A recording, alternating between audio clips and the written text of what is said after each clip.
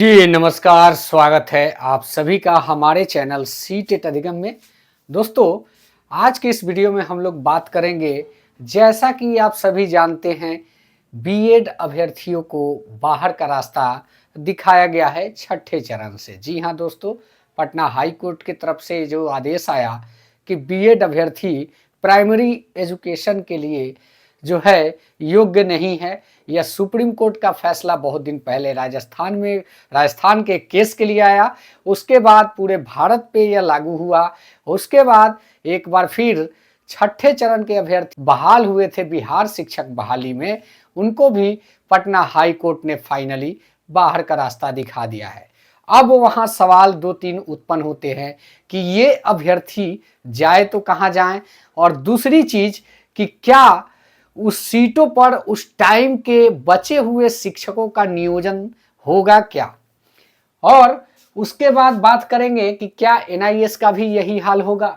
जी हाँ, उसके बाद बात करेंगे कि रेगुलर डीएलएड के अभ्यर्थी कोर्ट जा रहे हैं। जी हाँ दोस्तों, क्या 6 फेज से बीएड बाहर होगा, इस पर भी हम लोग चर्चा करेंगे। क्या नई नियुक्ति की तैयारी होगी। जी हाँ दोस्तों, आप सभी जानते हैं कि यह एक ऐसा टॉपिक है जिस पर लगातार तीन चार दिनों से बहुत ज़्यादा कंट्रोवर्सी हो रहा है। तो आज के इस वीडियो का यही होने वाला है टॉपिक। इसी के अकॉर्डिंग हाँ, आप और हम बात करेंगे, इसलिए आप इस वीडियो को पूरा देखिएगा, अंत तक देखिएगा, और वीडियो अच्छा लगे चैनल को सब्सक्राइब कीजिएगा। सबसे पहले जानते हैं कि क्या बीएड अभ्यर्थी बाहर हो गया। तो बीएड के अभ्यर्थी जो है बाहर हो गए। जी हाँ, पटना हाई कोर्ट के जजमेंट से यह बीएड अभ्यर्थी जो है बाहर हो गए, और लगभग इनकी संख्या 22,000 बताई जा रही है। इनकी संख्या भारी मात्रा में है। 44 से 48,000 छठे चरण में बहालियां हुई थी, जिसमें से जो बीएड के अभ्यर्थी थे वो 22,000 थे। अब इनकी लाइफ पूरी तरीके से कहे तो चौपट दिख रही है।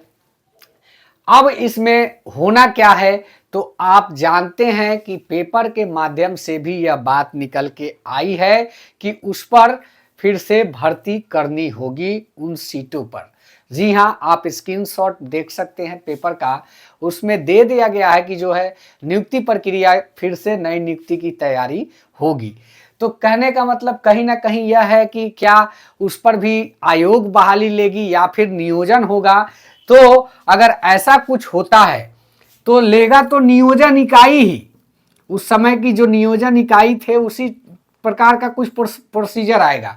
लेकिन यहाँ पे बात होगा कि यह सेकेंड स्टेप है, वो इसलिए कि यहाँ पे बीएड वालों के लिए बीएड वाले अभ्यर्थी तो जाएंगे ही, लेकिन दूसरी बात गवर्नमेंट भी एक बार पुनर्याचिका में जाएगी।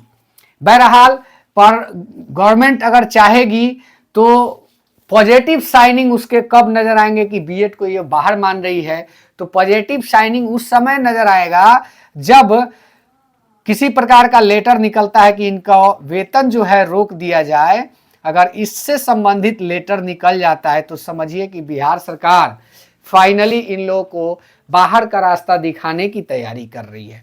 अगर ऐसा कुछ लेटर नहीं आता है तो आप यह समझें कि बिहार शिक्षक बहाली में छठे चरण के बीएड अभ्यर्थियों को बिहार सरकार एक प्रकार से सेफ करने का काम कर रही है।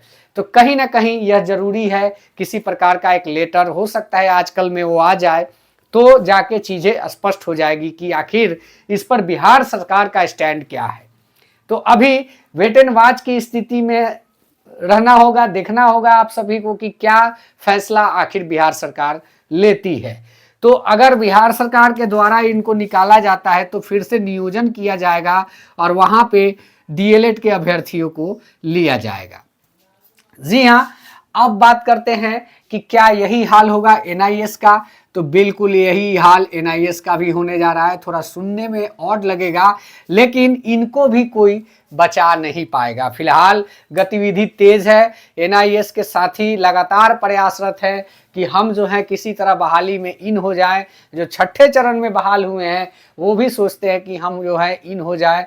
तो छठा चरण का जहाँ तक सवाल है, मेरा मानना है कि एनआईए सेफ हो जाएगा। वो इसलिए कि हाई कोर्ट के ऑर्डर के अनुसार ही एनआईए की बहाली छठे चरण में हुई थी, इसलिए हो सकता है कि 6 फेज में एनआईए सेफ हो, लेकिन छठे चरण के बाद यानी कि बीपीएससी से बहाल अभ्यर्थी हो सकता है कि सेफ नहीं हो और इन पर गाज गिर सकती है, क्योंकि इसको भी 6 फेज को भी अगर देखा जाए तो सेफ नहीं है। वो इसलिए कि इन सर्विस कोर्स था वो, और इसमें जो है उस समय छठे चरण के अभ्यर्थी इन नहीं थे, लेकिन ऑर्डर लेके आए तो उनकी बहाली हुई।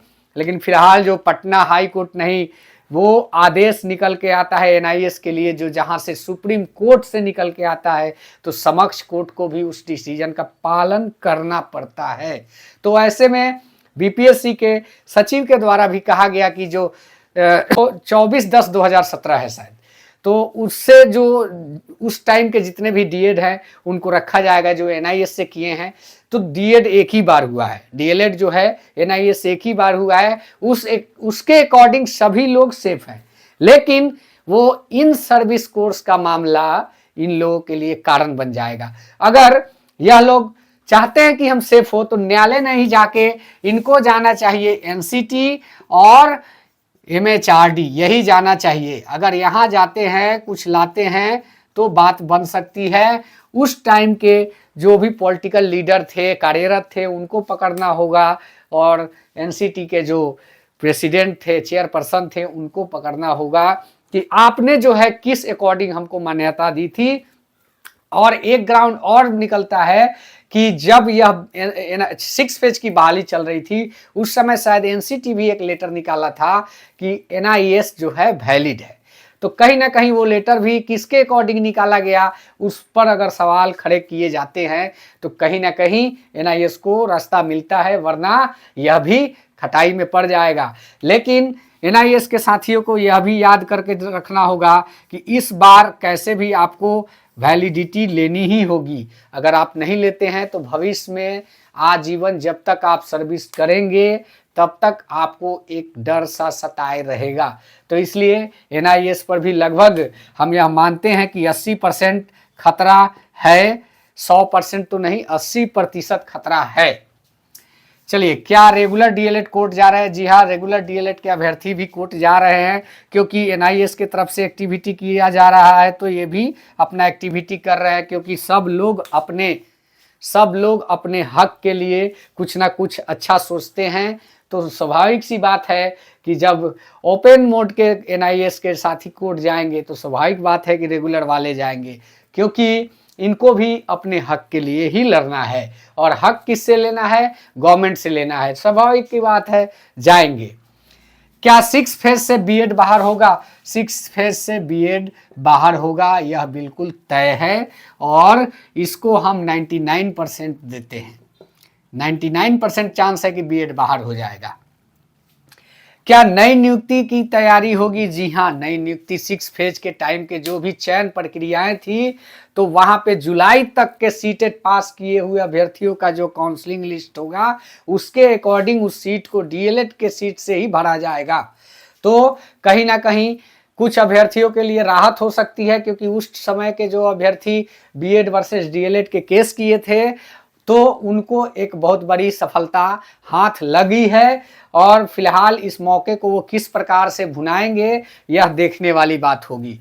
तो दोस्तों, इस वीडियो के माध्यम से हमने कुछ चीज़ों पर कोशिश किया है कि आप क्लियरिटी जानें, लेकिन यह सभी चीज़ें अनुमानित है, कोई प्रमाणिक नहीं है, लेकिन ज़्यादा चांसेस हैं कि ऐसे ही काम को अंजाम दिया जा सकता है। तो दोस्तों, यह वीडियो अच्छा लगे चैनल को सब्सक्राइब करें।